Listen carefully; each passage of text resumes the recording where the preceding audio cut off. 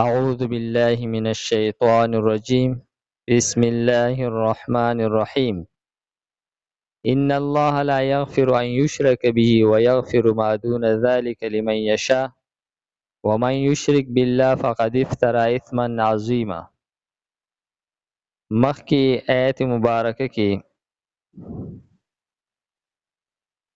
اهل کتاب ته ترغیب ورکړل شو په نبی آخر الزمان باندې په ایمان راوړلو ته. نو دې آیت مبارکه کې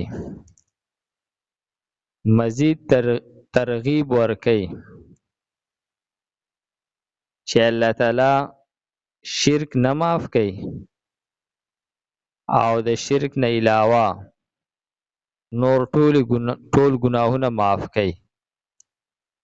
نو که تاسو توبه وباسئ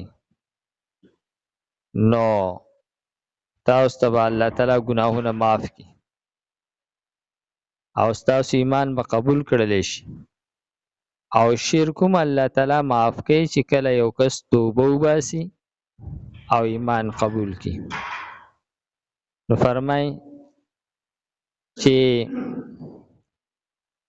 ان الله یقینا الله تعالی چې دی لا یغفر نه معاف کوي ان یشرک دا چې شرک وکړلی شي به په هغه سره ویغفر او معاف کوي ما هغه ګناهونه دون ذالک چې کم دي د دینه علاوه د دینه دي لمن دا چا د پاره یشا چې غواړي ومن یشرک او چا چې شرک وکړو بالله په الله سره فقد نو یقینا افترا وتړلو دا اسمن ګناه عظیمه لویه